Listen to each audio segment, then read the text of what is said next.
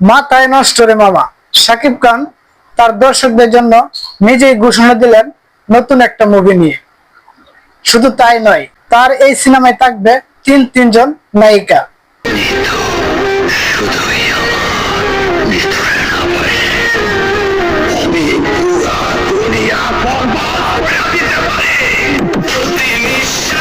ঢাকাই সিনেমার জনপ্রিয় নায়ক তিনি, তাই তার সিনেমা নিয়ে অন্যান্যদের দেখে আলোচনা বেশি হবে, এটাই স্বাভাবিক।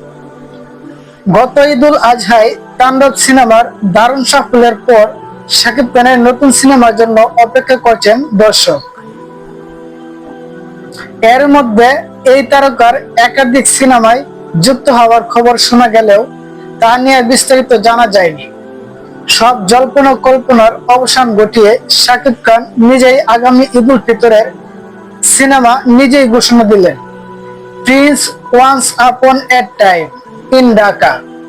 এই থিমেটিক ফার্স্ট লুক পোস্টার প্রকাশ করেন।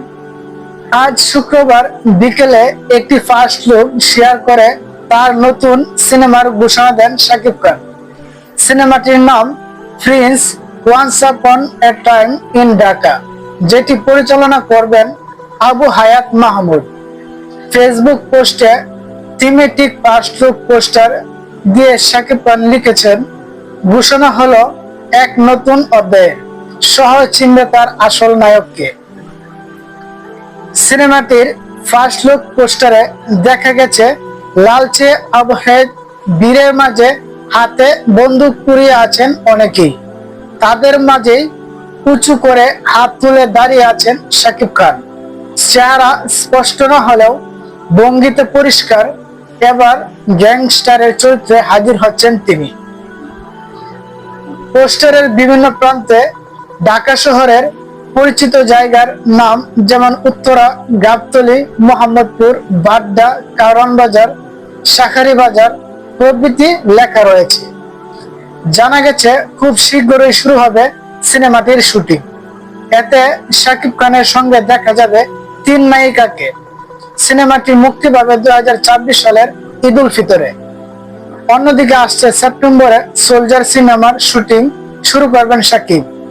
শাকিব ফাহাদ পরিচালিত এ সিনেমায় শাকিবের বিপরীতে তানজিন তিশাকে দেখা যাবে। তো বন্ধুগণ, শাকিব খানের মুভি নিয়ে আপনার মনের এক্সপ্রেশনটা কি অবশ্যই কমেন্টে কিন্তু বলে যাবেন। আর ভিডিওটি ভালো লাগলে লাইক দিবেন। সুন্দর সুন্দর নিউজ পেতে, সুন্দর সুন্দর ভিডিও পেতে আমাদের এই চ্যানেলটাকে সাবস্ক্রাইব করে পাশে থাকবেন। সবাই ভালো থাকবেন, সুস্থ থাকবেন। সবাই আমার জন্য দোয়া করবেন, ইনশাআল্লাহ।